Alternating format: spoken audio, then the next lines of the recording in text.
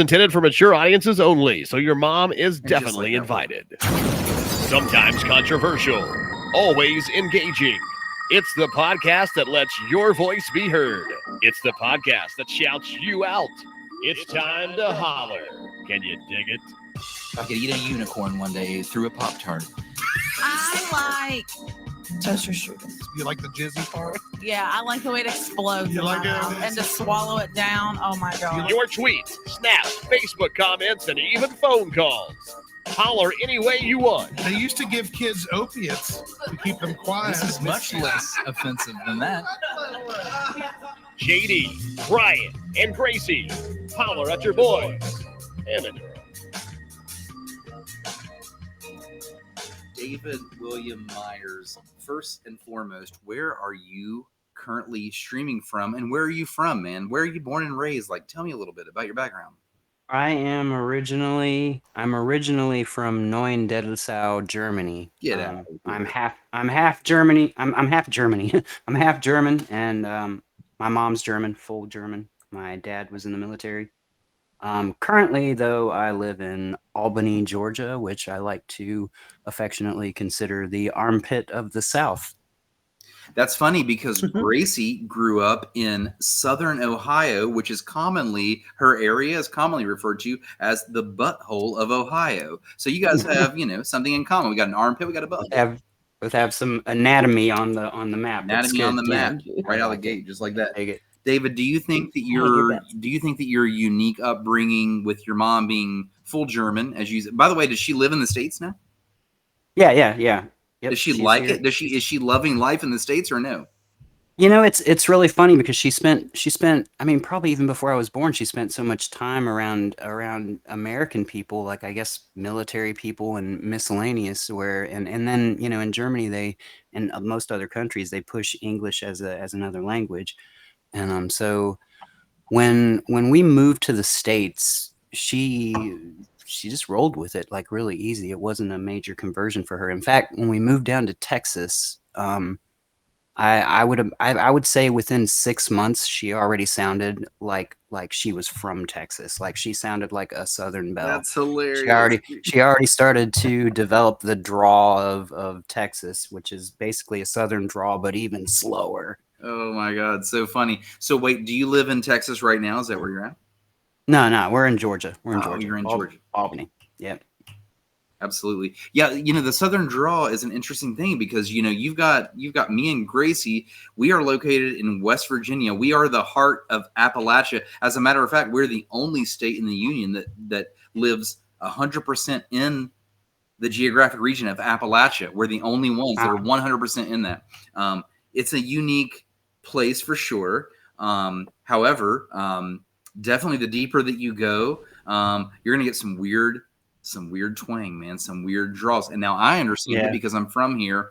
But even my own people, man, in West Virginia, like sometimes I'll pull into like a gas station when I'm like lost somewhere, and they're like, "Where the fuck are you from?" And I'm like, "Bro, I am from West Virginia, just like you, just not quite as deep as you." But yeah, I think the southern some of the southern accents and they all vary a little bit, but they start a lot more north than you would expect. Even Kentucky, you start to get some rich accents there. Yeah, you do. It really depends on what city you're in. Like we're in an interesting spot. Me and Gracie, again, we are 5 minutes away from Kentucky where we live, and yeah, man, if you cross the border, you got some thick accents. If you drive a little bit further and you make it to a town like Lexington, which is only like 90 minutes from us, I mean, you may as well be at some like snooty frou-frou event. Hey, Bethy Allen wants to point out that West Virginia is the fattest state in the United States. Bethy Allen, thank you for that air horn. Thank you so much, Bethy Allen, for that contribution to the show. What does that mean? Does that mean like physically, like geographically, the state is the widest, or are we saying that the people that live there are the fattest? I think what she actually meant, honestly, was like if you look at like West Virginia, what it looks like as the shape of a state, it's got like the fattest donk, like it's a sick ass donk, dude. So that's what she really meant. It's the badonkadonk. You just spelled it wrong, and we're like fat, like PH fat. See, so Oh, it's yeah, one of that's those probably for it, yeah. sure. There's no in Yeah. betweens. Probably. Bethy said she used to live in Martinsburg, so that's an interesting spot, by the way. She was right by Maryland and Virginia. She lived in the fattest city in the fattest state in Martinsburg. Yep. I okay. will say this. Listen, I want to defend West Virginia for 1 second here before we keep going. These numbers, they come in and they are skewed. And I'm not joking about this. They are skewed because we live in like a tri-state area. So what they'll do, they'll take the regional numbers. And again, I'm going to make fun of like Southern Ohio for a second. They'll take Southern Ohio. They will take Eastern Kentucky. They'll take where we're from in West Virginia, and they'll call it conglomerately the fattest. But the truth is, like, it's a conglomerate of these 3 states, and there are some definite really, really poor areas. And that fucks the numbers all up, man, to be completely honest. But nonetheless, West Virginia, Ohio, and Kentucky, I got a message for you. You're beautiful. I said it better myself. Just saying. You're beautiful. That's true. That's damn straight. Listen, we're going to get into David Love that William song. Myers. We're going to get into all the things that he's about. We're going to get into his wonderful singing voice. I guess he's going to be on keyboard tonight, no guitar. But I'm telling you, you got some talent coming your way. But the thing I'm most excited for, David, you're more than just a musician. You're more than just talent. You're a really interesting dude. And I'm going to pick your brain on this show tonight. Don't you worry. I'll air horn. No, Don't man. you worry, dude. Shit. We're going to have a Now fun time. Now I'm stressed. No. Socially Distant Fest. If you guys are with us, we welcome you. SDF. We have Bethy Allen here. We got Bethy Allen is socially distant. She is. I'm just her backup. Bethy, get the people in here. What are we waiting on? Okay. Okay. What are we waiting on? Anyway, let's kick this thing off with a toast, and then let's get the show started. If you guys have any drink in your hand, I don't care if it's aqua or any drink at all, hold it up as I give you this toast. Guys, I mean this from the bottom of my heart. Have a panic attack. You've earned it. Link up at officialholler.com. Well, David, don't take that to heart. Gracie, I know you already did. I'm panicking right now. If you guys didn't notice, Gracie and I planned out this wonderful uniform where we both match with exact colors. You know, it really Actually, I'm going to go change because I hate matching you. So I'll be right back. It really is it's a Marshall podcast is what it is. And so, David, something else about our area, Huntington, West Virginia, not only are we the birthplace of podcasts, but we are the birthplace of Marshall Thundering Herd, Marshall University. And if that doesn't ring a bell, anyone that loves sports, well, if anyone that loves sports, think of names like Randy Moss, Chad Pennington, maybe even Troy Brown of the New England Patriots, Super Bowl champion. Those are all Thundering Herd members, and we're proud of it. Are those the things with the balls? Sports? Is that what you're saying? It is a football. Yep. And, there's usually some balls involved. Yeah, I'm sure in Germany they play some kind of sport, man. You probably have. Oh, man, they are so passionate about their soccer and their tennis in Germany. I still remember that. Yeah. There you go. I remember watching tennis matches in Germany and soccer. Yeah, no doubt. Hey, we got Corey. I've already showed Cameron on the screen. Cameron, thank you for tuning in. We've got Corey out there. Corey has a really good message, by the way, and he means this. If you got some music, send it to Gressel Radio. He's the host of Gressel Radio, and David, seriously, he will play your music on Gressel Radio. He means that. So make sure you note this name right now. And then after the show, we will talk in post game, and I'll get you connected with Corey. He would love to play some of your music. Corey, I'm talking to you now. This David guy that you're about to meet, this guy right here, he is uber talented, dude. You just wait. You guys buckle up. You got lots of talent coming your way. Corey says, you keep calling me a musician, but really I just mimic a few songs pretty well. Nah, you do more than mimic, man. You really do. Being part of Socially Distant Fest and some greater music community just all around, I would love to meet Corey. No doubt. There's probably always some people that would like that type of connection. I want to say this right now. Let's not forget this. If you could somehow connect Corey with SDF, I think not only would it be good for him and his radio show, I think it would be good for you all as well. So if you could please remember that, man. Again, in post game, let's chat about it. Corey's a great guy and a former guest, and He's got a great thing going on. He's got his independent radio show going on. I mean, that's perfect for SDF. If Bethy wants to grab a tag for the actual group and shoot it to the chat, that'll give him a starting place. But if he makes his way there, tell him to hit me up. Absolutely. I'll tag him in the goods. Yeah, no doubt. And as I continue to share our show online, so don't mind me. I'm looking down at my phone, but I promise I'm sharing this show. If you, David, could walk us through, pretend the people in the audience right now, they've never heard of Socially Distant Fest. They've never heard of SDF. And by the way, before you even talk about it, I want to point out 171.4K members in this group. This is not something to be taken lightly. These people travel well, they perform well, and they are a talented group. Regardless of COVID, when it happened and it put us on lockdown, even if that didn't happen, this is still something that should have happened. But we want to hear it from your mouth, David. If the people tuning in have never heard of this, walk us through what this is. You know, I will probably mess parts of this story up, so don't be mad at me, Bethy. But tune in, please. So I wasn't extremely involved in very early SDF. I do recall early times of popping in there briefly because I had some people that I knew that would tag me into something. I didn't find it until the last couple of years, but early SDF started beginning of pandemic. I believe it was under the premise that Jake Allen was trying to throw a sort of music festival for Bethy Allen's birthday, and so they somehow managed to get a decent enough amount of people interested in that very beginning process that a lot of people that were in that group were excited at the notion of going live during the pandemic, a time when nobody could get out, and it slowly evolved into this place where, I mean, even there was a lot of musicians that were out gigging before pandemic that's how they made a living, and they were able to use SDF, for instance, to make ends meet by putting up tip jars and doing their streams in the group, and then of course a lot of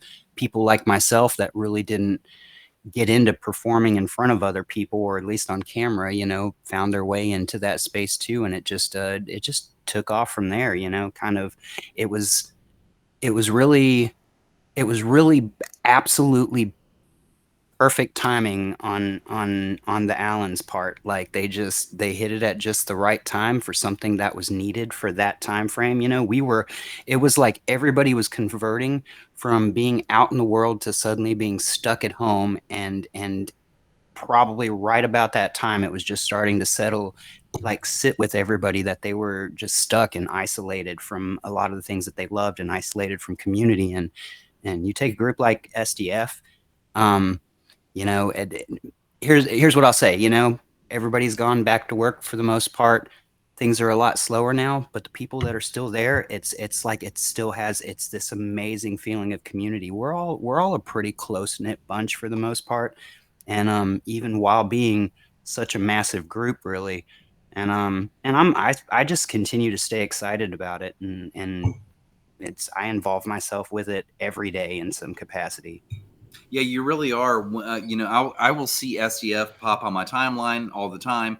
And of course, you and I have become friends. And I will see you pop across there all the time. And I usually try to tune in, man. I really do. Yeah, I saw that Bethy just said, she said, I don't know. Like, I guess I got that part confused. But yeah, we'll get to Bethy in a second. I want to shout out Buffy. Is that not one of the first events? I thought that Buffy was it. Below. She says, "Hey yo, Buffy 6, by the way, recently got braces off. So if you think about it, she's becoming Buffy 7. That's a new person. Awesome. Her real I didn't last even name notice is the braces. I'm gonna be straight up with you. I had no clue she had braces. You know, other people said that, and that's something that we need to talk to Buffy about. Maybe if she's still in the chat, she could like bounce. She had those clear, aren't there like clear braces now or something like that? I don't know. I guess they were just like regular braces.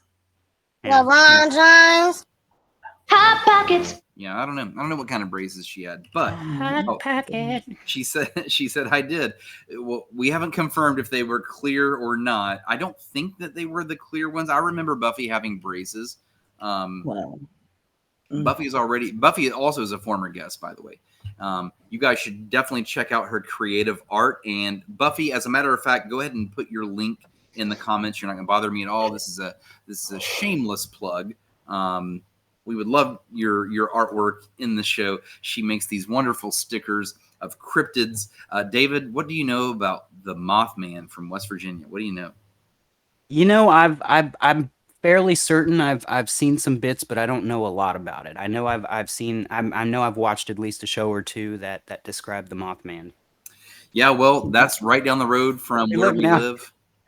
I had a weird feeling I was going to get their story wrong. Now Jake's chiming in. I don't know. You guys I don't come in. know. Jake and Bethy, please tell us the origin story of STF. We tried. David tried. We really did. You probably already got it from Bethy, what, a few weeks ago, or I don't know. Yeah, you can find Buffy, by the way, at Studio 6 Creative. She's got the link in the chat, and she also wants to clarify. She had metal on top and clear on the bottom, and she says it's crazy how many people didn't know that she had braces because it's all she could ever think about. That, you know what, Buffy? This is actually an amazing thing. Think about this. It's an amazing thing about humans. For the most part, humans kind of just like bypass whatever's happening in the whole facial area if you're an amazing person. So you know what? That's a compliment at you. No one paid attention to your fucking brace face. We all think that you're amazing. I saw your braces, and I still think that you're amazing, but I did see your braces. So I think I mean it's I think that's also interesting because I think a lot of times, like for instance, we might have some weird blemish on our face or something, a random bump that's popped up Yep. overnight, and we think that it's just going to be like a bullseye spotlight for everybody, and really nobody notices. Nobody's paying attention. You know what I mean? Yeah. One of the oldest tricks in the book from the CIA and FBI is when they are fooling people on, normal shit, their normal everyday work, which is not our normal. They always say, no one's paying attention to you. They're paying attention to their own circle. They're not staring at you the way that you think that they're staring at you. So act normal. And it goes the same for brace faces and everyone beyond. Let's shout out a couple more people. Just saying that literally everybody around you is walking around thinking just act normal, act normal, act normal. Everybody's busy processing.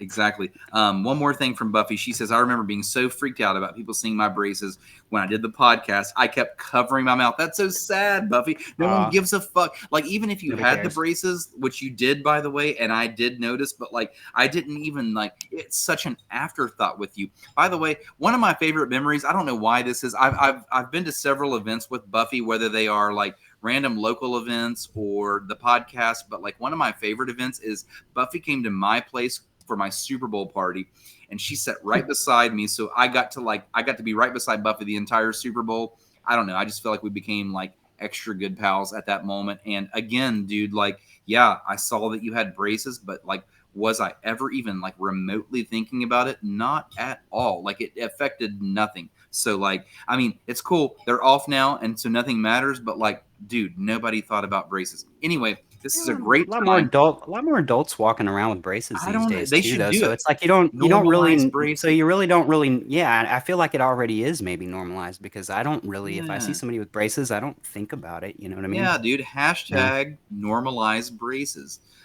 This is a great time, by the way, to shout out the sponsor of our show. It's scrolling down below. Believe it or not, you can type that right in your browser, camo.energy, and you can find these little camo energy shots. I'm going to try to get them up on the screen for you to see. I've got two flavors, Dragon Fruit and Rocket Pop. These are my two personal favorite flavors. These things are delicious. They're packed with caffeine. They have 0 calories, 0 carbs. And if you guys would like to taste them right now for free, I will ship you a 2-pack. All you have to do is share this live video to your Facebook wall. That's it. If you send us a DM and you give us your mailing address, no matter who you are, I don't care if you're local in our area or not local, Holler's all over the place. We're everywhere. Send us DM us your address, your mailing address. I will send you a 2-pack of these. We ship them out, every Friday or so. And I want to let you guys taste them for free 99. Can't beat that. So, David, do you do caffeine? And if so, what is your caffeine of choice? I typically just drink coffee. I've started to steer away a lot from sugar and a lot of other substances, but But yeah, like right now I'm drinking something that they call bulletproof coffee. I don't Ooh, it I've heard of this. as which is Dana, what's up? it's butter and coconut oil in there, but I add some vanilla extract and some cinnamon too, and it's blended very smoothly, and it actually tastes very creamy. It's pretty good. Now, see, this kind of segues into But I got something. some wine on the side though. I hear you. I hear you, dude. I mean, it's evening. It's Friday evening of a holiday weekend. I don't know what that means on your work schedule, David, but like on mine, I'm off for the next 3 days. Let's fucking go. It means I'm cracking the beers right now as we speak. Yeah. Yeah, I opted to have some wine tonight. I too have the weekends off, so that's nice. I go back on Monday, bright and early, 5:30 in the morning is when my work day starts. What is a regular work job for you, by the way? What do you do when you're not being a super cool, internet famous, socially distant fest musician, interesting kind of Oh guy? man, you are building me up like way too much. But yeah, okay. So what I'm doing then when I'm not doing those things, I'm being a super cool, like basically work famous, like just like the best possible, like like basically I'm an administrative assistant. I work in reporting. I report on every aspect of our operation. I work in the transportation industry, but for Molson Coors Brewery, we're subcontracted. I don't work directly for them. But I handle all our production reporting Okay. and inventory reporting and things like that. So I stay in spreadsheets all day long. But I get to move around a lot because some of my spreadsheets I have to compile over the course of a physical inventory while I'm driving. So I've got like a whole truck situation with a laptop set up in there, and so that's about half my day right there because we have a massive property with tons of carriers that trucking carriers like Swift. Everybody knows Swift for the most part. You know, you see them on the road with their 53-foot trailers. We've got Swift and tons of other carriers equipment out there, and I have to keep track of what all we've got on the property and make sure we have everything accounted for properly. Dude, we could go down a whole rabbit hole about things like this, but like one of the things I find super interesting just about individuals is how the hell did we end up in some of the spots that we ended up? You know, like I have an interesting story. You have one, like because I didn't expect you to Yeah. say any of that stuff. Even Gracie over there, her story is interesting, but you know, her story is always capped off nonetheless with the fact that she's just very tired. She's just sleepy all the time. I've yawned probably 15 times already, so sorry. See how tired about she it. is? She just stays that way. She was actually born tired. When she was a baby, I she was. yawned. That was her first words was a yawn. Yeah, it's true. If anybody would have met me at like age 9, 10, 11, 12 through 15, they would not have imagined me doing any of the jobs that I've ever taken on, like none Right. of them, because none of those actually fit me. I went through a long period of I mean, and I still deal with it, but I've got chronic health issues, and I ended up right during the last years of high school. I was at my sickest, and I gave up honestly, and so I didn't finish high school, which made me not really go into the most optimal career situation. But the things that I would have been optimal at, they're things that are still my interests, and I do them as a hobby on the side. So I'm still a computer nerd, and I'm trying just recently to get back into software development and things like that. Just as a side hobby, especially now, you know, that AI is coming up in the world. I want to get my footing back in to something that I was really proficient at one point. So, but yeah. Yeah, man. Well, you know, a story like that, like the whole high school thing, like, you know, nothing like that ends up defining us ultimately in life, only if we let it, of course. But yeah, I think some of the most unique people that I meet don't have stories that are just like did great in high school, graduated in 4 years, now have a Cookie. career. Now Yeah. I wear a fucking tie every, you know, and I say that Yeah. jokingly because I sort of was one of those. I mean, like I really did do well in high school, and I Yeah. really did do well in college, and I really did jump right out into the business. But at the same time, I have an open mind, and some of the most interesting people that I know don't have stories like that. Hey, Yeah. couple shout outs here before I do something else. I'm going to hit a button here. Buffy says, I think my first word was damn because became sentient. Um, Bethy Allen says, my Hey, shirt says I'm is- like 105% tired. Is Same. Buffy I need that. an AI? Like she's talking about becoming sentient? I don't know. Is that was I would honestly think that Buffy is AI, even with pictures and all, unless I had actually met her in real life. And the fact that I know her in real life, she might be AI. Fuck it. I've sat right beside her at my Super Bowl. I think she might actually be AI. I'm not sure. She is one of the most interesting people. Very unique. I mean, you're a conspiracy theorist like me. I You really know, am. we can't believe our We'll get there. eyes. You David, know, don't we start know. too There's early, man. We'll get there. Let some me weird stuff Let out me here. take a drink first. You know what? Let's play a game right now. I want to give away some camo energy. Let's play some Family Feud. It's go time. So if you guys have played before, you know the rules. If not, here we go. We're going to give away a 2-pack of these camo energy drinks for free $99. So if you're someone that's already shared this video to your Facebook wall and given us your address, and then you end up winning Family Feud, you can get 4 of these. I'll put them all in the same pack, of course. So anyway, Gracie is the judge this evening. Don't let that fool you. Your internet is a little bit faster than Gracie. So, like, you know, when you guys type your answer in, it's going to look like you got the number one answer the quickest on your end. Give Gracie a second. She's the judge. She tells us who wins or loses. First person to get 2 number one answers is going to win Family Feud. I'm going to grab the stack of questions right now. I have not read them in advance. Here we go. We'll start off with a softball, it appears. Looking for the number one answer. You guys type it in the chat. You can guess as many times as you want. Here we go. Name a popular movie franchise. That's the question. Hey, Miranda, type faster. Name a popular movie franchise.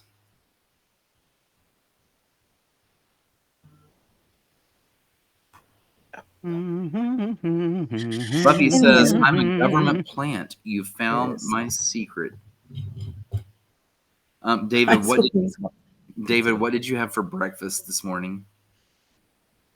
What did I have for breakfast? I've actually just now coming off of a 3-day fast, I fasted for 70 hours, so I'm just coming off that. So I didn't eat anything for breakfast. I love this answer, Gracie. When are we ever going to have an answer like that while we have Einstein equations floating around, David?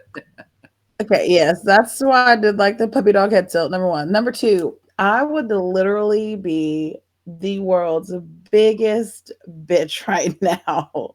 What? If that was me, mostly because I get hangry, and once I'm hungry, you've got like 10 minutes to rectify, whatever.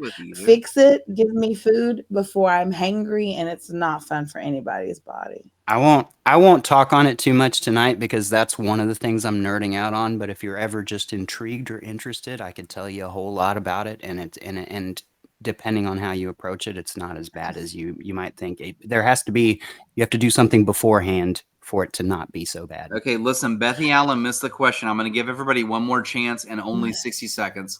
So the question is, name a popular movie franchise. And to give you guys a little bit of a hint, think of a movie franchise. Think of a movie that has more than one movie in it. So I'm not saying it has to be a trilogy or even a sequel, but something that has more than one movie that's super popular. There's your real question.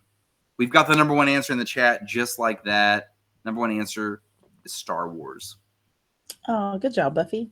Good job. There wasn't anything else to the question, though. It was just name a popular movie franchise. It. They keep it pretty vague on Family Feud, and I think that's on purpose. Yeah. Sometimes it works. Also, you know, like one of the things I find interesting about those questions is it's like that's all most of the time. But it could also be kind of the good part that makes it fun is that there's sometimes there's not a right wrong situation. Yes. because they base their surveys around a certain demographic at a given moment. You don't know who they polled. You know what I mean? Like you have no idea. By the way, Buffy got the right answer with Star Wars. She's on the board with 1 point, not to be confused with one of her other guesses, which was gorilla ? I was like, gorilla? Because, well, she put down, I put Or I said She King meant- Kong. I don't know if She anybody heard that. She meant Godzilla. She did Godzilla with an asterisk, which means she was correcting it. Who knows, dude? She's AI. I think she meant gorilla She's with a a house question plant. I'm very confused about how So- she's typing these answers. She's very good AI. She pretends to make mistakes so that we stay Whatever, fooled. Buffy. Mm. Okay, next question. Here we go. Looking for the number one answer. First one in the chat. Name a popular cooking herb. Name a popular cooking herb. He means herb. Herb, spelled H-E-R-B. Cooking herbs. Okay, so since you just ended your fast, what did you end it with? What was the first thing you Great ate or question, drank? Gracie. I need The to know. very like you want to start fairly gentle and this sounds really weird, but I ate just a like a hamburger patty with some cabbage. Those are very healthy for your stomach. They provide glutamine that helps heal your gut lining, and also protein and healthy fats, vitamin C, a bunch of other stuff. So and it should be very easy to digest, and that's pretty much how I kept it. Yeah, first meal. Very interesting. No, Maybe I was really like waiting for something. maybe more questions to follow. That's interesting. The number one answer is Yeah, finally in the I could chat. go on that for like two, Okay, fair, 3 fair. episodes. Maybe Honestly, that's a whole different podcast. Number one answer, oregano. Believe it or not, it's the most popular herb. Yep, Bethy. oregano. So Yep. far we've got Buffy with one, Bethy with one. It's But- Buffy. But Bethy. that's the most. Is that like? Would you guys really like? Do you think it's just because of polling people on herbs that's the most common thing said? Because is that really the most? Because I can't say that it's the most common thing Yeah. that most people use when they're I do cooking. believe You know what I mean? these Family Feud questions are probably slightly outdated, or maybe they're going with an older crowd because it's Family Feud. It doesn't feel representative of me. If you would have asked Gracie, for example, she would have said ranch dressing. So see, that's not on the card. Shut your mouth. Like they ask questions sometimes that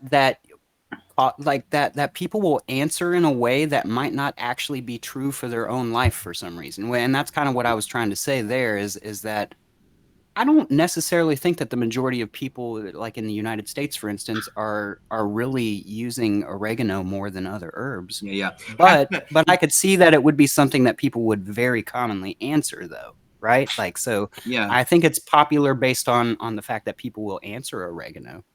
Hashtag blame Steve Harvey. There's my hashtag. Yeah. Next They should question. really call it the like guess what most people would say show. Right. That's really what it is, actually. Bethy's got an argument, though. She says oregano's in tons of recipes, though, for real, and probably most spice blends. So Bethy is hashtag It is. It's in a lot of stuff. oregano. Yeah. Gracie, I hope you're Arguable. getting these. I really do. Arguable for sure. I'm getting these. But Okay, here we go. Next question, guys. Looking for the number one answer. Name a wedding present the bride and groom may get more than one of.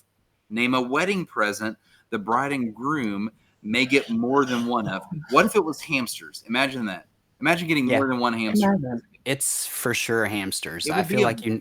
It'd be. But like it really wouldn't be very professional of you to give the answer away like that. So I guess it's probably not. But Not but like I they would were have fancy hamsters, by the way. If they were like really like import hamsters, you know what I'm saying? Oh, now we're going to. Yeah, I don't know, like imported hamsters from like some fancy place. Yeah, like Maybe from really, your mother's homeland. Where are hamsters German native hamsters. from? like fully grass-fed organic hamsters from like Italy or Grass-fed, you know, yeah. I don't know. Could you And I imagine think that? I just said Could you Italy because imagine we were the- talking about oregano. I don't Like know. they're grazing like a cow. Could you imagine the upkeep on a grass-fed hamster? I mean, my God. From You just Italy, imagine, though, they're, like Imagine like squeaking an 20 Italian acres accent. with like a billion hamsters in sight, just grazing Oh, peacefully away. You know, I don't know. Okay, listen. The number one answer is in the chat. Gracie, find it for me, please. Number one answer is toaster. Miranda. Miranda's on the board. She was the very first. Very first answer was toaster. It was. I dropped my pen. Okay, here we go. Next question. Name a game Me either, you but I might don't know see either, kids. Gracie's talking. I don't know why she's talking. Here we go. Sorry, I'm let's talking back to up. Buffy. It's cool. Gracie, that's totally fine. Get it all out, girl. Are we done yet?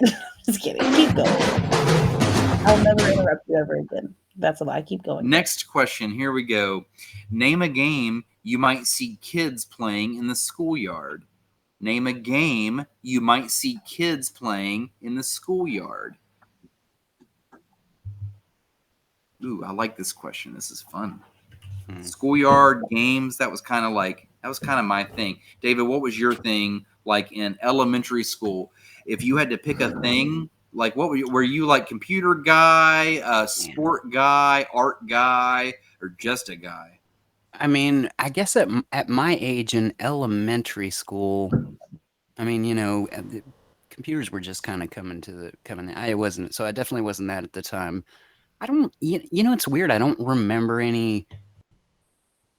I think my problem is that like lifelong, I haven't been into games. I probably was that weird kid that didn't participate or something. I'm not sure. I mean, I remember weird games like Duck Dunk to Goose or like dodgeball or some shit like that. Dodgeball. Oh my God, do we all have?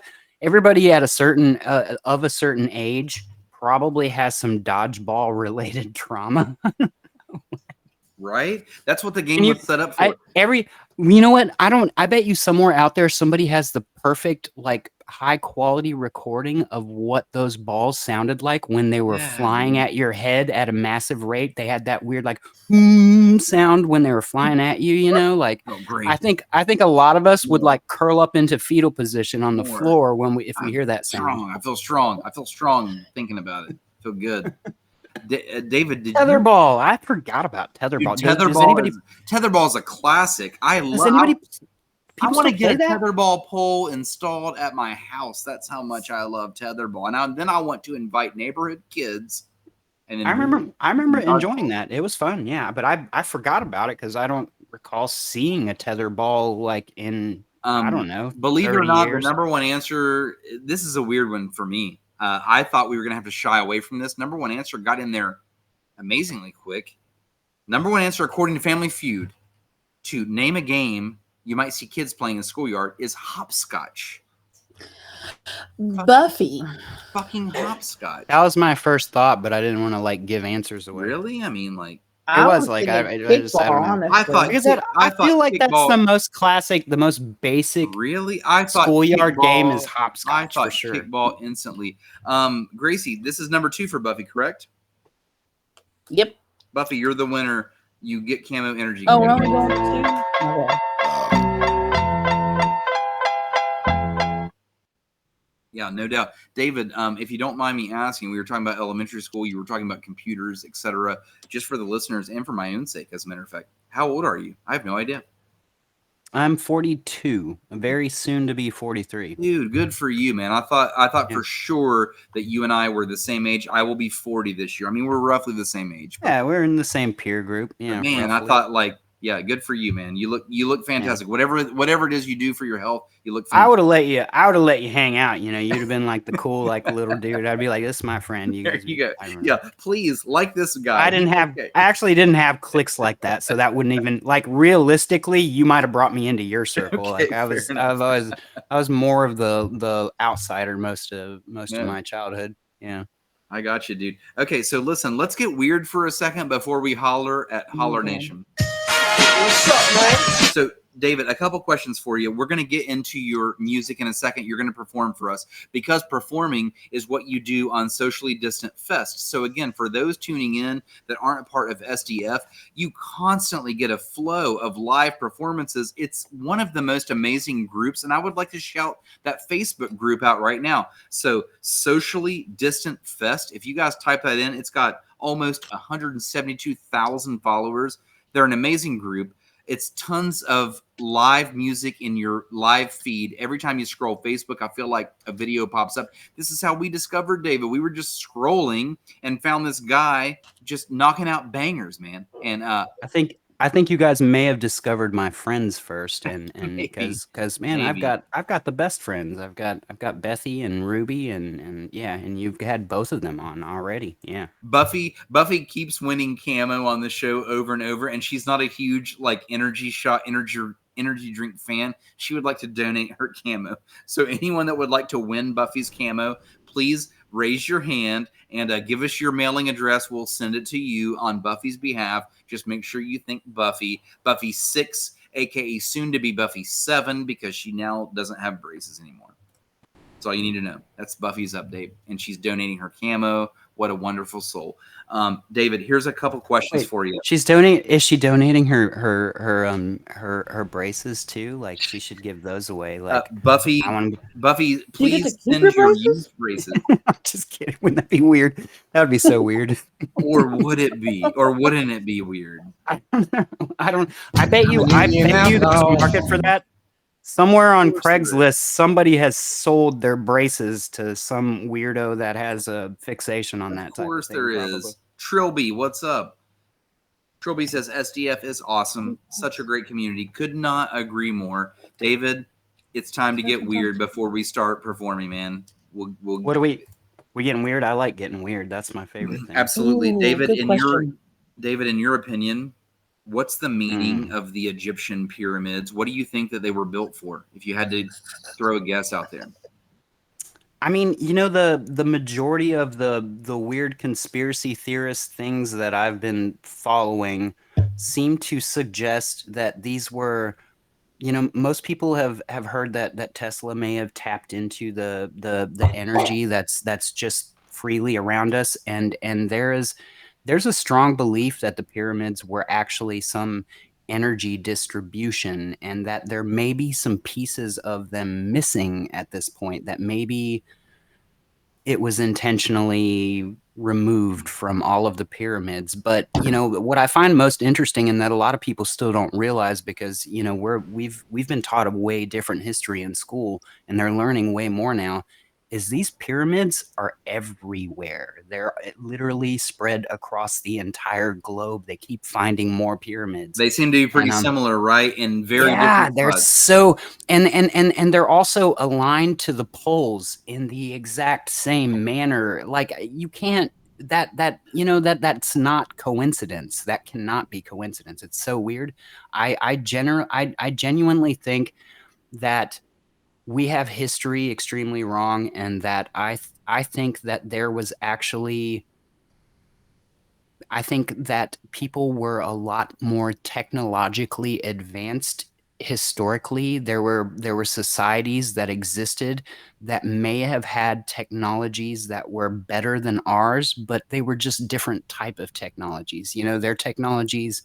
Our technologies seem to be primarily surrounded by plastic.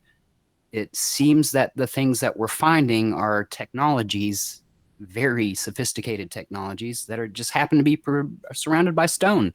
I don't know. It's very interesting to me to just follow these type of things, but I've caught so many different bits of information that I stay glued to it, like, all the time. I follow that kind of stuff. Love it.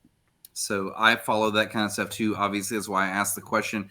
Miranda has a good point here. She happened to be. Will you tell me, like, because you asked me the question, Yeah. what's your answer to that question? Was was that were you in the same sort of, or do you have some other idea about No. the Thank you pyramids? for posing the question right back on me. Yeah. You knew Yeah. I was going there regardless, bro. But regardless, Miranda in the chat, she happened to be in the pregame with me, and by pregame I mean I had a couple beers right before this show, because it's Memorial Day weekend. Normally I don't get like a good off time, and I wanted to get the vibe right. So in the pregame I said, hey, I got this very interesting guest. This is the question I'm going to pose. And then I said what I thought it was. And she was like, so Miranda was like, whoa, that's really weird. I've never heard that in my entire life. So my answer, David, is I told Miranda, I said, I believe the pyramids are some type of power complex. It appears that they were harnessing power. And let me give you a very interesting point. Let's look, before we bore everyone and go into conspiracy, because I've got several questions for you, by the way. But before we bore the whole audience here, we could ruin this. We could ruin it right. Now. We could just take the whole thing down right now. The socially nothing fest. We will go to zero right now. I love it. Yeah. Something I want to point out, my point at least. Inside the Great Pyramid, and those that haven't seen it, you can tour this in 3D on various websites, very close up. You can zoom in. If you look inside the Great Pyramid, This place is not a tomb. It's not a tomb Yeah. where people rest.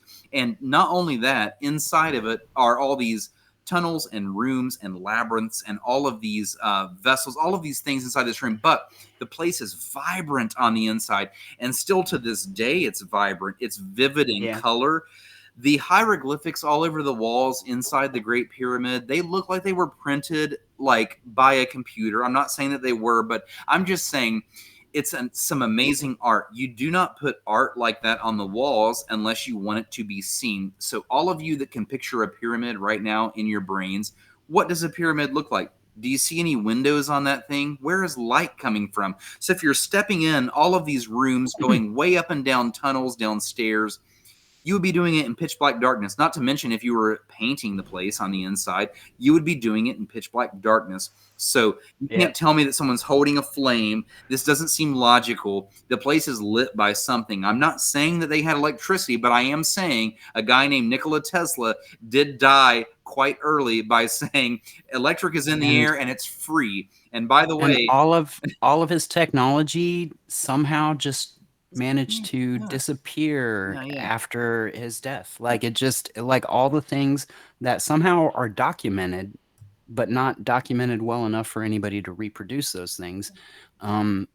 Everything's just gone because I don't know. I just feel like the powers that be don't want us to know what he came up with, and I think that he wasn't the first person that came up with those. I think the ancient Egyptians tapped into the same thing that he tapped into. I genuinely believe that. So one of the questions everyone always falls on is how do we build the things? Of course, but that's an obvious question. But like beyond that, like I said, step into the place. If this place is vividly painted, looks like a machine painted all of this stuff, and it's just like room after room after room after room after stairwell after all these ducts, all these little labyrinths inside the place. You can't tell me we're holding a flame or even a big flame in the room and this is happening. It's got to be powered by something. And so it's just a very interesting point.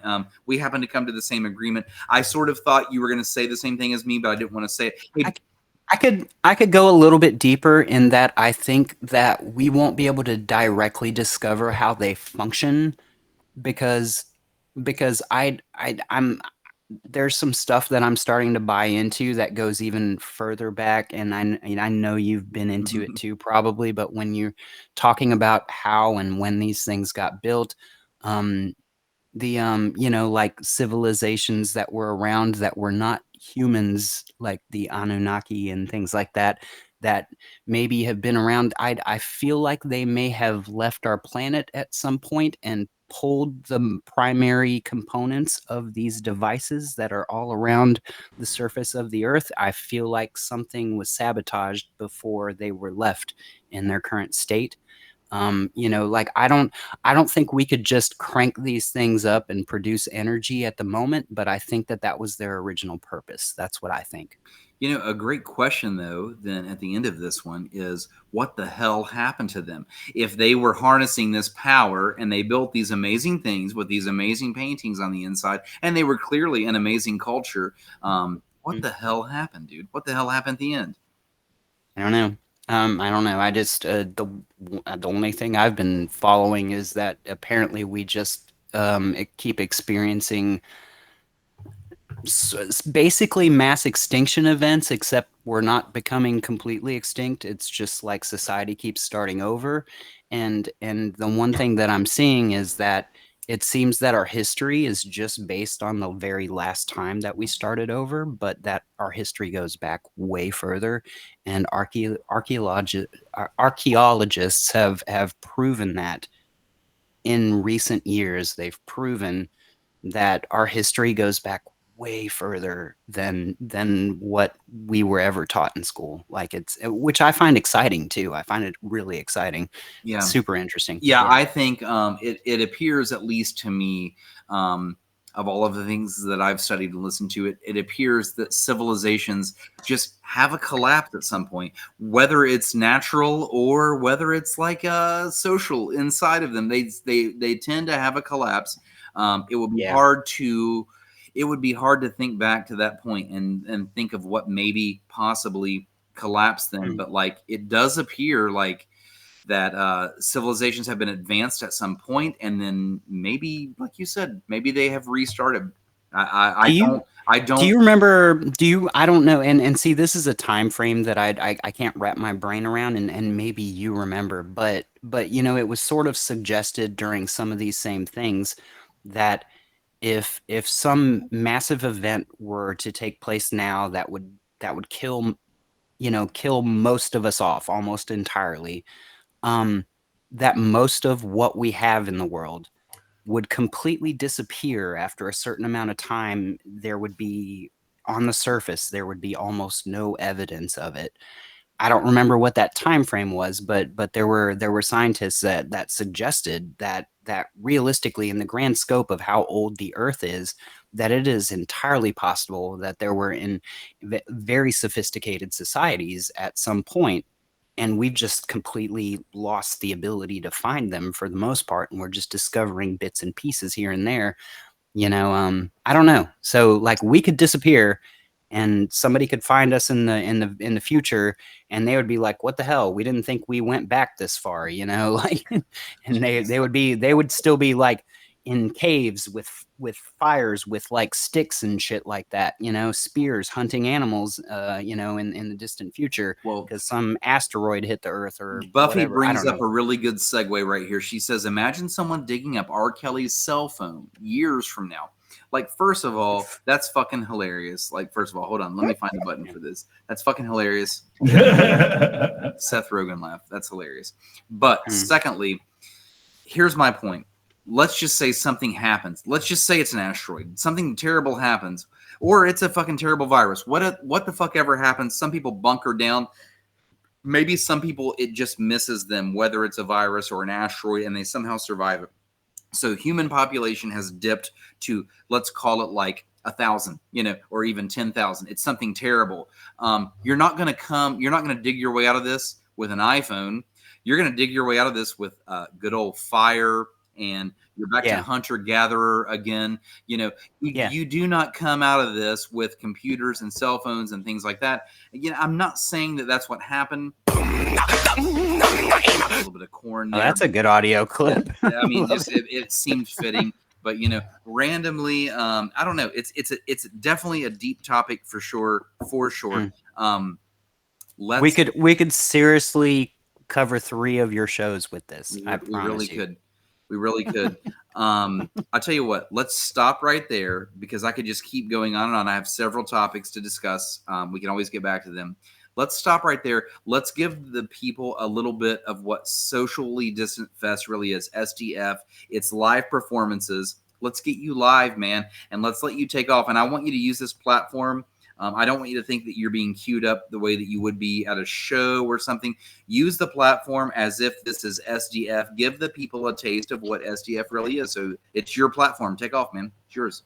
Do you mind I just want to try it just for the heck of it. I think it's just maybe the screen on my processor crapped out, but maybe it's still working and I just can't see what's on the screen. I just want to plug my guitar in for a minute. So, yeah, dude, you're totally fine. We are on no time limit, so do your thing.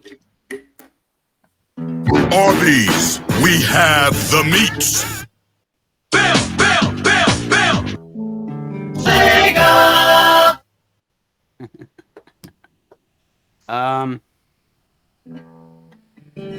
Yeah, my processor is for sure crapped out. Right. I don't know. That sucks. That's a $350 processor, and I have no idea what's wrong with it. Actually, it was more than that, I think, but whatever.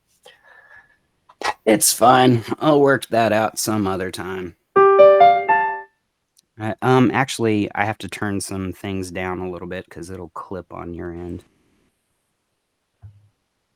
Do your thing, man.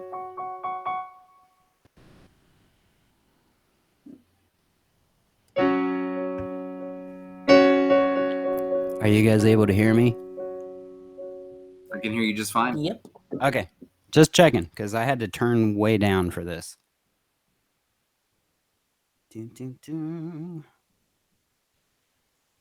That's the thing that sucks. Even when I'm live performing, when you're mixing sound and stuff, when you start adding in music and everything DI plugged in, you have to, like, I have literally 2 entirely separate audio settings. One for when I'm just hanging out and talking, and one for when I'm doing music. Then we add in the reverb. I'm gonna, like I usually would hit you with something a little bit newer, but I'm gonna do one of the songs I do the most, honestly, because it's the thing that I'm the most comfortable with, and that's what we're gonna do. That's cool.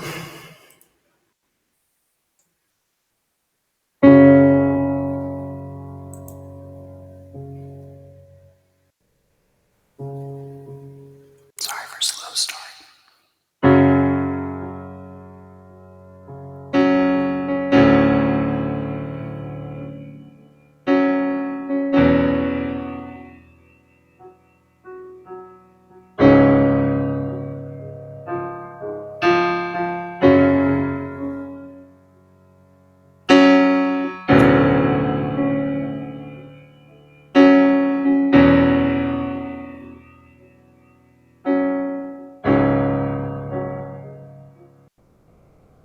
They say, oh my God, I see the way you shine. Take your hand, dear, place them both in mine. Just like a monkey, I've been dancing my whole life. And you just beg me dance just one more time. Oh, I see you every time. No, I like your style. You make me wanna cry. Now I beg, see you dance one more time. So I say, dance for me, dance for me, dance for me, oh. Never seen anybody do the things you do before. They say, move for me, move for me, move for me, yeah. When you're done, I'll make you do it all again.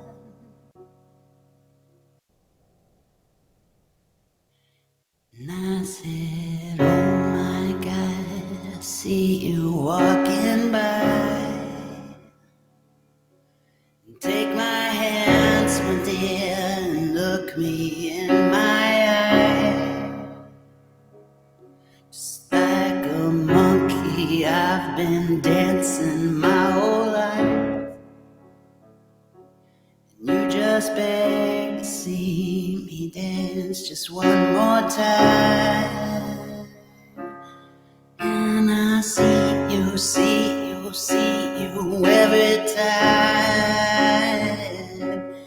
No, I like your style.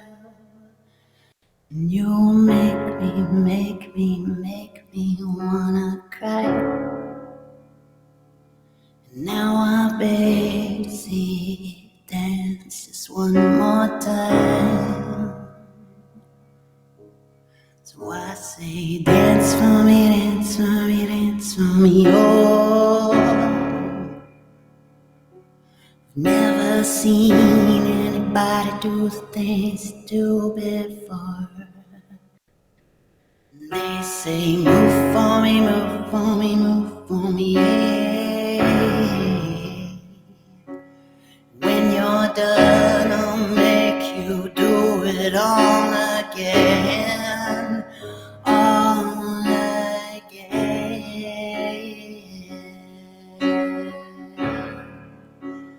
All again.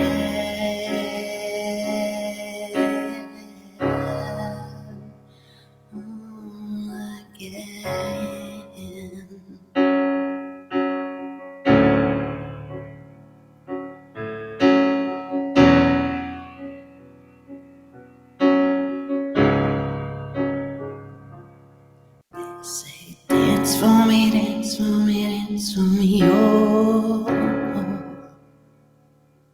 Never seen anybody do the things you do before. They say, move for me, move for me, move for me, yeah. When you're done, I'll make you do it all again.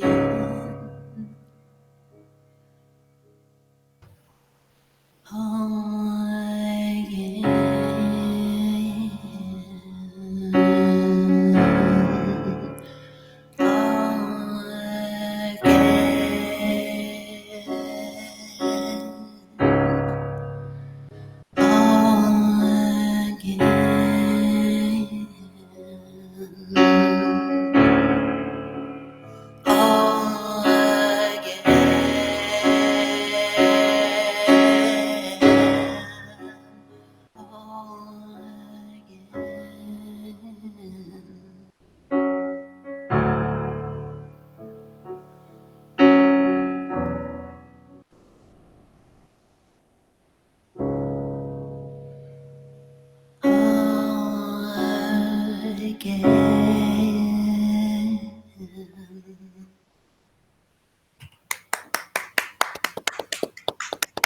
Well done, very well done, David. Yeah. By the way, for you to be this like self-described guy, that's like, hey man, to take it all the way through high school, you play multiple instruments. How does this happen? How does this happen in your life? Walk me through that. Yeah, I mean, I don't know. Like, let me turn the reverb off. You know. Give me a better answer. You didn't just pick up a guitar one day or a keyboard. Give me a better answer. You know, I had very.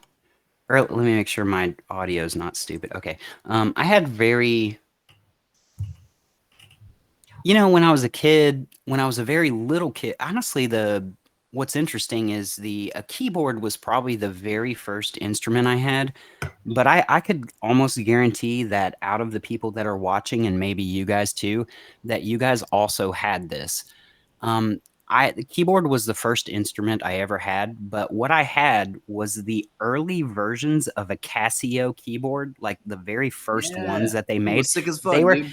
no, yeah, you know, now that's considered retro sound. Really, they were like nowadays they would only be put into like full productions just for some nostalgia or something because really like they were like weird sounding. But you know, like even then as a kid, I remember enjoying playing on that. But at some point that became not so much fun and in my when I first reached that age where I want to say 12, 13 or whatever, when I, I like, you know, before that age, we listened to what our parents listened to. We liked the same music. And then at some point we start to find our own selves. Right.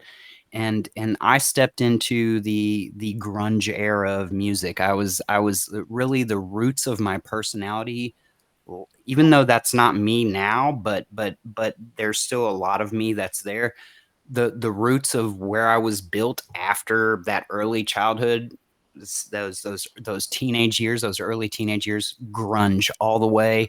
Nirvana, I listened to the crap out of, I listened to that like so much. I mean, I don't know. We can all name all the '90s era grunge people. You know, Stone Temple Pilots, and there's Green Day, and you know, like all that But hey, good man, stuff. but Bush, David, to pull you yeah. back here, what you're saying is never at any point did you have some type of adult like set you down and say, "Son, check out this keyboard. Here's Well, this key. Here's this guitar." I no. mean, never. You're some guy Well, who just walks around, picks up a keyboard.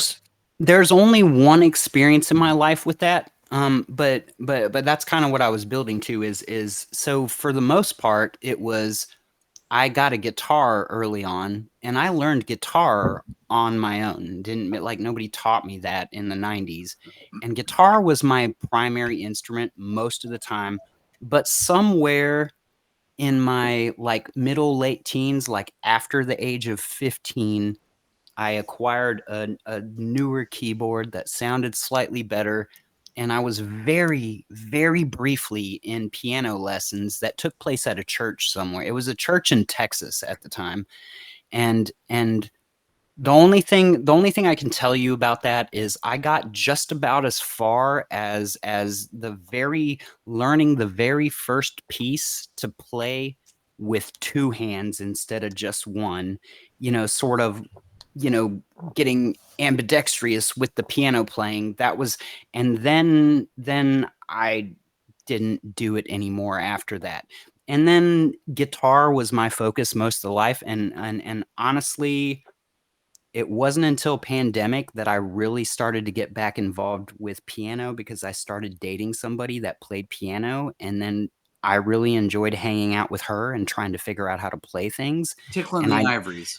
and so I knew just enough. I knew just enough from, early in my life to where I could very easily sit with her and we could spend time together and work out songs together. And then somehow it's basically become my primary instrument. I don't think I'm a very elaborate piano player. I play the piano equivalent of power chords like 80% of the time, which is just very basic pressing of certain chord structure, and not anything very fancy, but I just enjoy it because I think I enjoy singing now more than anything, and piano is a very easy accompaniment compared to the guitar. The guitar feels a little bit more tedious at this point, which is interesting, but I still like the guitar. Everything that I've ever watched you do with a guitar. So you on the keyboard, which is what you just said was your first thing you ever learned. This is the first time I've ever seen Anya. But like honestly, man, like to me, I've watched you do both. You're just fantastic both ways. I knew you would be honestly low key, but like you're fantastic both ways. I want to take this time. Let's get her up on the screen. This is my cousin Janelle. Hi, Jet. Janelle, is her birthday this weekend on the 26th. Janelle's birthday. This is my cousin.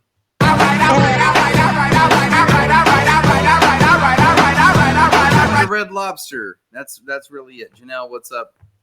Happy birthday to you. Here you go. Happy birthday. Good stuff. No, that's fantastic. That's fantastic. Okay, David, let's pause right here. We had some Holler poll questions for the Holler crowd. We definitely got to shout out the Holler crowd this evening. Gracie had a great poll, and we haven't heard a lot from Gracie yet. Gracie, I want you to just take it over right now. Tell us your poll, shout out some answers, and, like we can even go around the table before you shout out, whatever you want to do, Gracie. Listen, you guys were talking pyramids. I was just eating cookies, so whatever. Sorry. I want cookies, though. I'm hungry. I am so hungry. You're lucky I didn't get up and make ramen in the middle of the show. Anyway, so my Holler poll tonight is you have 6 minutes to live. What's the last song you are listening to? So let's go around the table first because I always like to hear what you guys have to say first. Brian, go. Go, Gracie, you start. It's your poll. Start. Oh, why do I have to start? I don't know the answer to this. I just have the poll. Ask the question. You obviously know the answer. I'm just kidding. Probably a song by the Jonas Brothers because I love that. That makes me love you right there. Special to me and my sisters. Like they're so special to me and my sisters. And then Moria and I have this special love for the Jonas Brothers together too. So probably any song by the Jonas Brothers. If I'm lucky enough, I'll get to hear 2 of them. Nice. And nice answer, Gracie. You're beautiful. It's true. I in your Holler poll online, I chose the Barney theme song, and I said if I'm going to go out, I want to go out knowing that Barney loved me. That was my official answer. That feels more torturous to me. I feel like you're just being like, I don't know what. Okay, fine. My brain just lost that word. What's the people that like torture? Why can't I think of that term right now? Masochist.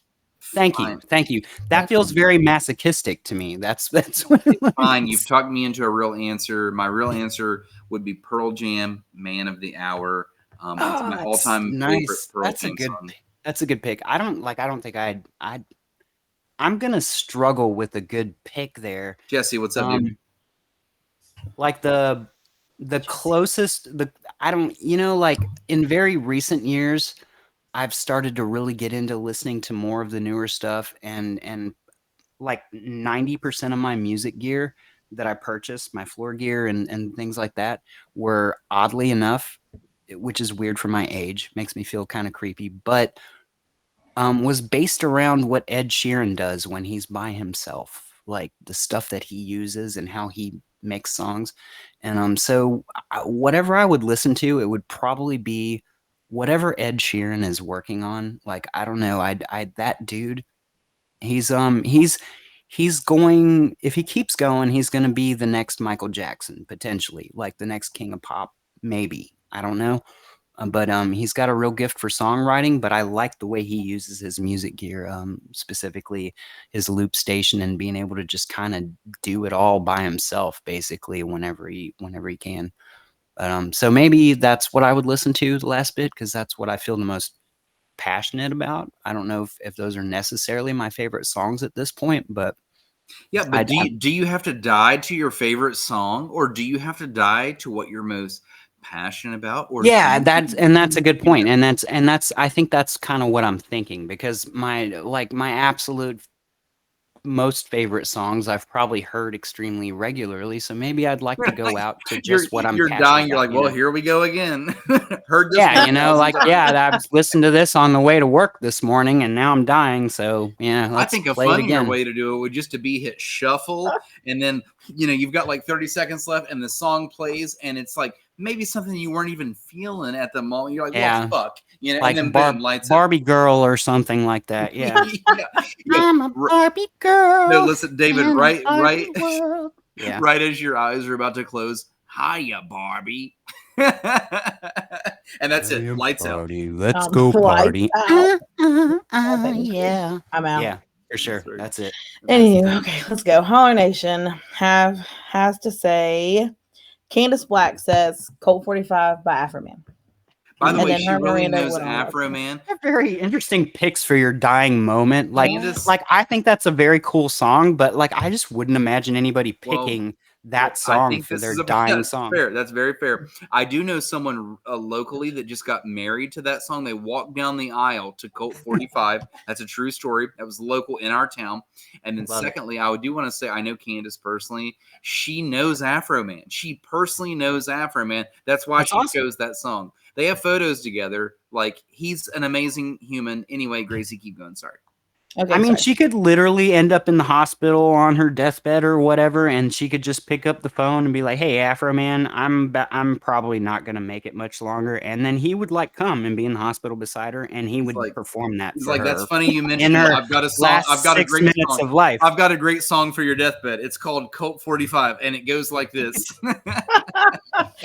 Beautiful moment. Beautiful moment. Yeah, can't beat it. Matt Lasley says Butterfly by Crazy Town. Beautiful pick. Matthew Tackett says Spirit in the Sky. Kayla Bell wants to just put her playlist on shuffle, and I said she's a psychopath. No. And the Shannon Russian roulette Oaks, of going out, Yeah. Shannon Oaks posted a YouTube link, and all I could think about was she's about to rickroll us. Yeah, that's what I thought. Yep. Hold on to your panties. It's actually Sign of the Times. That would be. Wouldn't that be the song to go out with? Just get Rick rolled on the way out. You know what? Maybe that's the perfect song. Because maybe in whatever comes after death, because none of us really know for sure. But maybe being rickrolled at your dying moment, maybe that's actually ideal depending on what comes right after. Maybe it's like, at some point it's kind of like, just kidding. That was all a bunch of bullshit. Here's a very beautiful way to exist, and you go into something way better. That's what I would like to think in my heart. Let's hope for that. Rickroll me into the next life. Right. Yeah. Just this was all a joke. It was just some massive cosmic joke that we all have to, it's a trial period that we all have to go through. They're just testing our software or whatever. I don't know. And then they put us into the real thing, and the real thing's way better. And we're not going to struggle. Very beautiful piece of music to bring in. Tears for Fears never fails. Dallas says Born to Run by Bruce Springsteen, turned up to rattle the windows. Miranda says Chapter of the Forest by Trevor Hall. Emma Allen, which I like her answer because she gave us the lyrics at the 6-minute mark, like when your lights go out. She says Time by Pink Floyd. The lyrics that hit right before the 6-minute mark are, "The time is gone, the song is over. I thought I'd something more to say." lights out. Like a single tear, and then boom, into the Yeah. next one. Do you guys Um, think that the majority of your audience is like, if you had to give a percentage of like male to female, is it mostly females? Because like when I'm just like very quickly scrolling up the thing, it looks like we're hanging out with a bunch of women, which No. I'm fine with because girls are always my best friends. Like 90% of the time, like most of my life, it's always been girls that are my best friends. So hey, girls, how you doing? Who runs the world? Girls. I do. No, Facebook Girls, statistics. girls, girls. Facebook stats tell us that our audience is about 60-40. It's about 60 female. 60-40? 40. That's not a bad split. That's still fairly balanced The in males, the grand scheme. they're just I don't know. They're not commenting right now. It's because of me. They want Oh, to. you did. You guys, Oh, you this is should have early, picked. yeah. You should have picked somebody with a prettier face to be up here. That's what you should have done, and then the guys would have been hanging out. We're gonna skew the numbers, you know. Yeah, that's okay. Big Scott Collard says November rain because it's 9 minutes long, so you don't know when your time is up. And I told him it was at the 6-minute mark. Mo Luke says Bohemian Rhapsody. I asked her what she was going to do with the last 5. Say a good She's epic just going to song. start Yeah, at 5 seconds late. Yeah, Frame Hunley I'd be says fine with Long going Live out by to Taylor Bohemian Swift. Rhapsody. By the way, for sure. Yeah, Well- I would too. Oh yeah. Geez, there's a gazillion. I'm just gonna do 2 more because there's too many. Loretta Browning says Suspicious Minds by Elvis. And Captain Awesome, his real name by the way, legally, says April in Paris by Ella Fitzgerald. It was the last song Louis Armstrong listened to. Let's do Adam Hawk because he's our friend. do it. Yellow Ledbetter by Pearl Jam. And There that's you it. go. That's all I'm doing. He does It's love over. some Pearl Jam. Adam Hall is a fellow musician, and he's amazing and very talented, but also a really kind soul. And he loves Pearl Jam. Sally says, "Hi, Hey, David." Sally, how you doing? Let me propose a follow-up question to Sure. that because what I noticed during that is like it seems like we all could be very easily agreeable to songs that I would put in the very like sort of epic songs category, like almost any of us, Bohemian Rhapsody. Hell yeah, I could go out to that. That's fine. So like, what do you guys think are sort of the most epic songs of all time? The kind of things that everybody would feel that way about, and like I additionally thought of, for whatever reason, I thought of Purple Rain. Purple Rain, another good long running song that has very sort of passionate solo and everything. That would be a good take me out of here song. Like that would be good. Just most epic kind of feelsy, kind of get into it. Yeah. Yeah, so we're going with like the category of like ones that everyone knows, super epic, go out, right? That's the question. Okay. Yeah. Let me pose the argument. Standards of what the majority of people would not be mad about going out. Yeah, to. yeah. It might not be their first pick, but they wouldn't be mad about going out to that song. Let me pose the argument for a ballad by an artist named Juvenile called "Back That Ass Up." That tends to make everyone super happy. So imagine just like being just pumped the fuck up right before the lights turn out, because from my understanding, Highway to Hell. Well, we know anytime I've I've been around it, people are very happy. Paints the image of where you're going. But yeah, back that ass up. I don't know. And then instantly, this moment you said "back that ass up," my brain went to "From the Window to the Walls." Like I don't know. Let's get Little John involved. What? Oh man. Okay. I love that you have that sound clip. That's you have a lot of good sound. You're gonna have to share with me Okay. what you're using for your sound clips, We'll because talk about it in That's post game. It's actually that's fine. custom. It's a custom built board by myself and JD, the one Love of it. our other co-hosts, who's not with us this evening. But we did custom build this thing, and we'll talk about it, man. I'll gladly share some Love it. tips with you. But yeah, imagine the lights are about to go out, and right before you close your eyes, girl, you looks good. Boom, you're out. You didn't even get the chorus part. Just that. You already know. So deep down in your soul, you know what's coming. Once you back that ass up. You know you look good anyway. What's coming. Yeah. Okay. Anyway, on to my holler poll. Gracie, are you done? Sorry, I don't mean to. I'm all done. Okay. Yeah. There were just too many more. I didn't want to read them. Sorry, guys. Gracie, me I think almost set the record, if not did set the record. She had the most comments I've ever seen on a Holler poll. There were 61 comments on the Holler poll. There's 66 on there. Wait, hold on. Baby. Was that on one like this one? Just on that Holler poll, there were 66 answers. Yeah. Well, I mean, it's a like fun question. Yeah. Fun one. I said, Brian, I have a really good Holler poll. She did. There's I mean, there's so many obscure things that you can ask people, you know, and but there are some them things that and people are like instantly want to answer, you know. Yeah. Think of them and message me whenever you think of them. Okay, next question, which is my Holler poll. If someone from 1990 suddenly woke up in 2024, what would surprise them most? There's a lot of directions you can go with this because, I mean, you can go with the obvious. The obvious thing is like, boom, a cell phone. That's like shocking, right? That's weird. Mm-hmm. You can go with that. You can go with technology. You can say like flat panel TVs and, you know, Blu-ray players and just streaming music and all of the technology. That's the obvious stuff. So how about this? Let's hear from Holler Nation first, and then we'll go around. Oh, you're a butt. Suck it, Gracie. You suck it. What's up, man? You're beautiful. You're beautiful. All right, here we go. You're gonna have so stuck in my head after tonight. Yeah, you're gonna sleep to that. I'm gonna learn it. I'm gonna learn it. Go. That's what it is. I'm gonna do it. Actually, man, real talk, that album, that could be something that, like, I mean, I think that you could dive a little bit deep on that album and just get a little bit of a taste. Just want to taste it. If you think about it, it's good stuff. It's a good. I love it. All right, Holler Nation says, if someone from 1990 woke up in 2024, what would surprise them the most? Holly says the amount of yoga studios. Dallas says depends on how old they were when they went to sleep. But I would have to say just waking up at all. Jesus Christ. Dennis says that the Rolling Stones are still touring. Rachel says you'd be surprised at the audacity.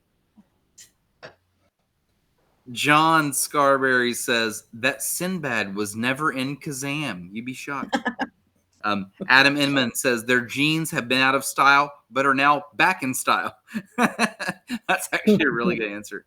I'm going to laugh at that one. That's hilarious and true. Brittany Fury White says, I don't think 90s people would be, this is a good take. I don't think 90s people would be shocked at all by technology, considering they grew up with movies like Back to the Future, Weird Science, Bill and Ted's Excellent Adventure, etc. But what would shock them? I think two things. They would find out Bill Cosby was a rapist. They would find out that Donald Trump was a president. And you know what? That's like a really fair answer, honestly. It's a very valid answer. Caleb L. says, we had 24-hour Walmarts and $1 McChickens. We had it all. Nathan, of course. My comments are updating. Nathan, of course, this is a great answer. Nathan says 9/11. That's a great answer. Yeah. Alan Brown, a.k.a. Corduroy Brown, guest of the show, says D's. That's all he says, D's. I guess he's talking about nuts. D's nuts, for sure. Ruby says, no more Biggie menu at Wendy's. It's so sad. Oh, the saddest. Rachel Catherine says, folks are now smoking robot penis instead of a cigarette. And I said, this would truly be a shocking revelation to see for the first time. I mean, imagine it. Like, when you went to bed, everyone's smoking cigarettes. When you wake up, everybody's smoking, like, USB ports. You know? Yeah. Yeah, so that would be shocking. That would be pretty fucking crazy, dude. You know, something else. I'm going to put the phone down for a second here. Something else. Fashion, dude, in general would be shocking, totally shocking if you went to bed in 90. Because if you went to bed in 90, the fashion would just be baggy, everything. Like, not even just baggy, by the way. The baggiest it's ever been would be 90. And then you would wake up and everything would be very tight and form-fitting.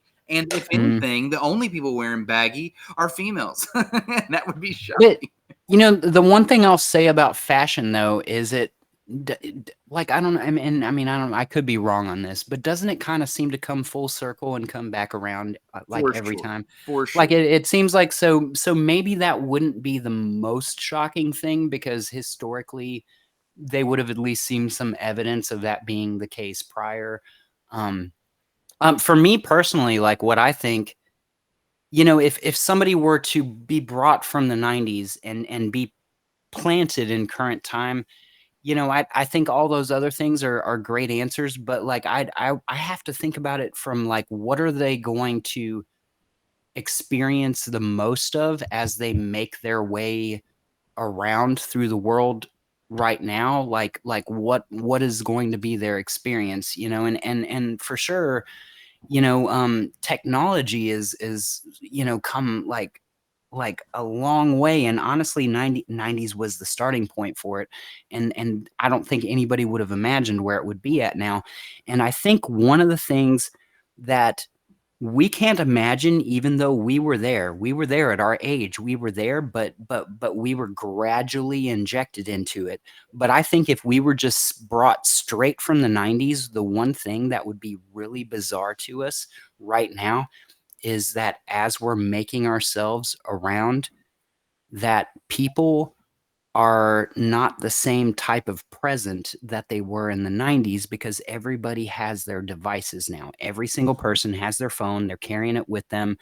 Every person is looking. Look, Gracie's looking at her phone right now. She's looking at it. Look, see, I'm telling no, like that wouldn't have been the case in the night. No, but like we're used to that. We're so used to that now. Like it doesn't matter where you could be hanging out with people, talking to them, and it's not that weird for half of them to be looking down at their phone or like tapping away, or like we're used to that already because that has already been a very kind of long experience already. But if you pulled somebody from the 90s to right now, they would be like, wow, I think that would weird them out a little bit. They would be like, everybody is so tapped into these other things, like suddenly that wasn't the case in the 90s. We didn't have something that was that engaging in the 90s. Like that didn't exist yet.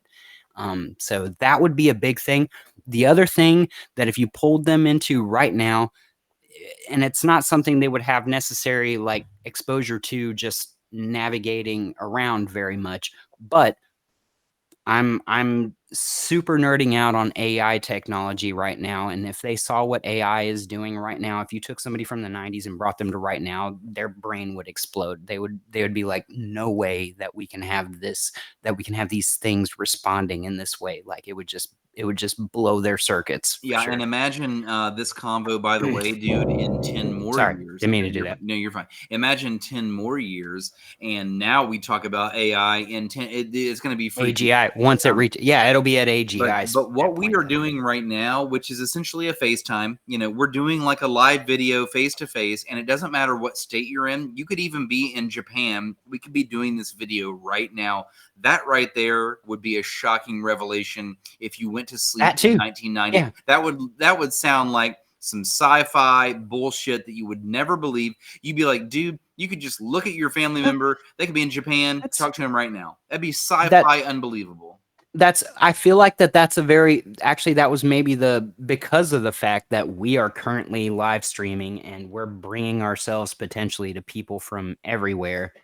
I think even if you went back to the 90s and brought somebody, even if you brought them into this live stream, that would be a very impressive thing to them, that we're doing this right now, that we are here right now, and that there are all these people in the comment section from all over. We had like we already had like I in the 90s I was already in chat rooms and things like that, but it wasn't this. Nobody would have imagined that we could have gone live with voice and video and all that, and that there could be like a bunch of people hanging out in a comment section. And yeah, no, nobody would Even have. in the early 2000s, I used to meet people while on like family vacations, and I wish that I could like reconnect with them in life, and I lost them essentially almost forever.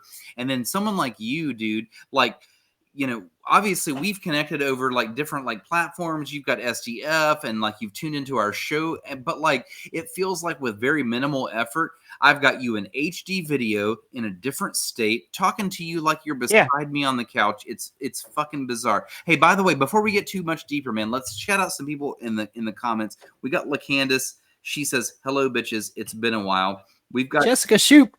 We've got Kayla out there. She says, "Robot penis. That needs to be a legit brand." Miranda's answer to something that would be weird is the Chiefs won the Super Bowl. And she's exactly right. This is one of my favorite answers. The Chiefs last won the Super Bowl prior to 1990. The Chiefs had last won the Super Bowl II.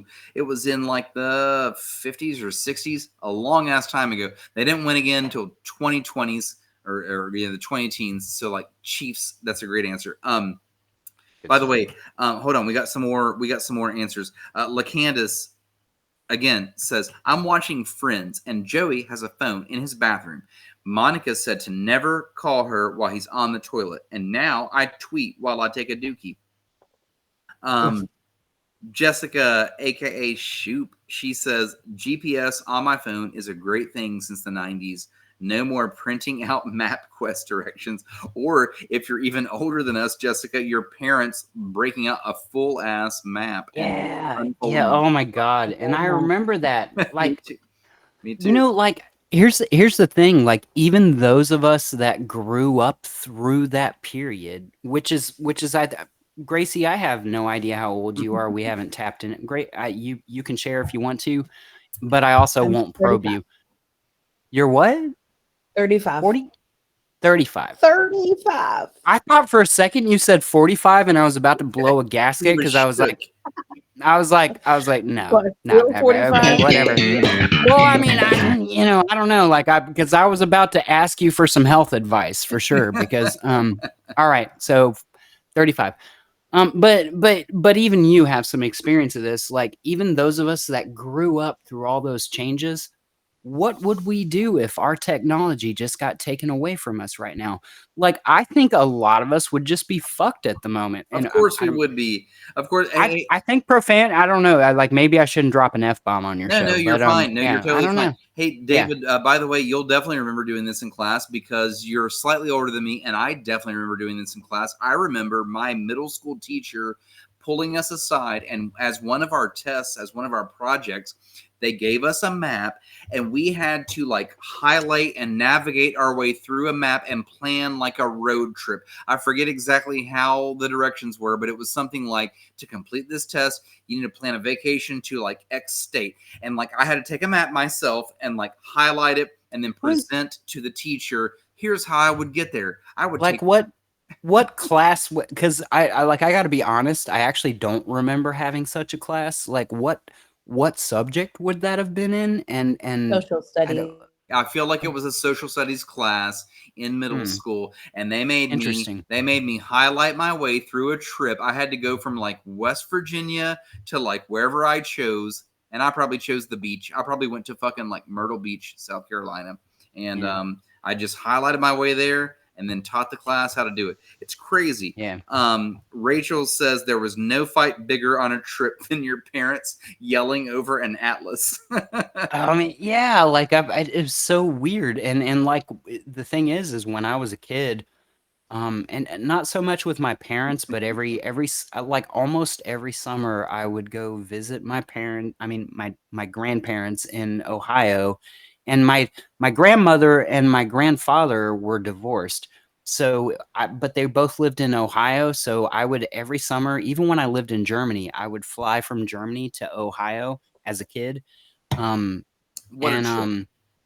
I would sort of like split hanging out with. I would usually hung out with my grandma more because she spoiled me more, and that's just where I wanted to hang out more because she was because my grandpa would make me like mow the lawn to get like $5 or something like that.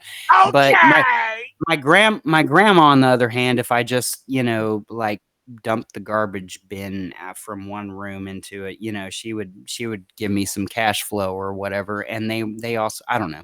It was, no issue with my grandfather. My grandfather was probably trying to teach me good values, but I was a little kid and I was like, grandma's a lot more fun.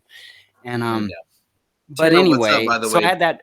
We would go on trips. We went on a lot of trips, and yeah, like yeah, we didn't have navigation. You know, like we had maps. Like that's what we had. And I recall the conversations around the direction that people should be taking and all that stuff. And now it's not even a question. Now nobody has to think about that at all. Like David, zero. crazy. David, you are the victim of a few things this evening. First of all, it's the fact that we're out of time. Secondly, it's the fact that we find you super interesting. We want to ask you a million more questions. Let's do this. Let's call this episode 1. Let's call this part 1, and let's do a part 2 with you super soon. Only if you're cool with it. Only because we're an hour and a half in. I have several more questions to ask you. We'll end up falling down a rabbit hole. Let's just call this part 1. At some point, like I realized how long we were going, and at some point I was like, how long can we go? You know, but we can go you know however what? long we want. Here's the We thing. hung out longer with you than If normal. if you and me chat, maybe the next time that we go on, we can have some very specific direction of like, and we could just nerd out on the stuff that you know that the three of us would nerd out on the most. Or who's the other guy that's on here with you JD is sometimes? on here JD, you know, like we can, you know, pick between us and just yeah, I would love to come back. I was actually, I'm not gonna lie, guys. I was super prepared very early on when I was asked to be here, but then today, like even during work, I was stressing being on here. You guys are so easy and fun to talk to. I would come back a million times. Yeah. Like you guys are fun. Well, let's do it. Let's do a part 2. Shout out to Tara, by the way. She says you're so interesting. She loves talking to you. Yeah, but she's one of my besties. Of course, she's going to compliment me. I love Tara. Yeah, she's dude, awesome. Listen, you're oddly. I want to say that too, like that. You're oddly super talented, because I say oddly because you're not some traditional kid that grew up being taught how to play guitar and keyboard. You just kind of picked it up, and it kind of makes me think, David, I feel like there's just something in that genome that maybe just projects itself to you know, artistic talent. I think you've got it, man. Congratulations. I don't have that at all. I wish I did. Turns out I can just like throw a ball really hard, and I can hit a ball really far and kick it really far. Those are the things that I was, you know, in my genes. But nonetheless, we're still here. Literally because you spent more time with a ball. That's the only difference. We're on the same place. It's in the name, by the way. Exactly. I was about to say that. It's in your name. You spent more time with the ball. Maybe that's appropriate. You know, if that's your thing, then make that your thing. Speaking of Gracie's name, you know, taking it to the graves. She's spent a lot of time around dead people. Whatever and music, it's kind of whatever creepy. music you want to hear as you die, take it to your Gracie graves. And that's tonight's lesson. So wait, I need to answer your poll. Okay, please do. Please do. Okay. I just think people from the 1990s would be so shocked or whatever, surprised about how open people are about eating ass. And that's it. That's the answer. That's you know what? That's a good way to finish us off for tonight. End the show because that's how I like to end sex. Like finish me off that way. Like just eat my ass. You can end the stream that way. You know, that's good. Yeah, let's end this show with ass eating and Brian loves balls. David, part 1 was fantastic. Can't wait to see you for part 2. Socially Distant Fest. Check them out on Facebook. They're the group that has 172,000 followers. They're amazing. Connect your friend with the station. Connect him to me because like I'll connect him to artists that he'll play. We will get Wrestle Radio on there. Kayla Bell finally hits us with a puke face. Yeah. And a laugh face. David, it's been great. We can't wait to see you for round 2. I'll see more of you, man. We'll be in touch. Thank you so much for joining the show. And thank you for breaking out the keyboard, dude. I mean, like, I thought you were going to play guitar. Turns out you're also gifted on keyboard. I'm surprised you caught me on guitar because mostly SDF has 90% of it. They've seen me on piano. I've only recently really whipped out the guitar a little bit. Yeah, but that's awesome. Fun stuff. Yeah. Hey, this is a great time, by the way. I know that we're about to close out, but we've got some eyes on the show. I want to show you guys our sponsor of the show. This is Camo Energy. These little shots right here, Rocket Pop. Rocket Pop right here is my favorite one. I want to mail you guys these. If you guys would share this video that's happening right now to your Facebook wall and send us a DM, give me your mailing address. I'll mail you a couple energy shots. They have no calories, no carbs, no sugar. They have 250 milligrams of caffeine. They're the shit. You guys are awesome. David, you're awesome. Gracie, I love you. JD, we miss you. Stay tuned for David William Myers Part 2 coming soon. We got a little bit off topic on Egyptian pyramids and keyboard. We'll do it again round 2. We'll get off topic that time too, for sure. We will get off topic. I'm going to smash a bunch of I'm buttons. the best. I'm so good at getting off topic. Let's get us out of here, man.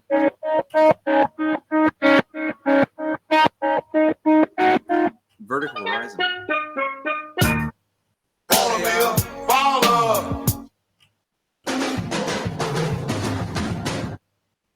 Well, way down yonder on the Chattahoochee, it gets hotter than a hoochie coochie.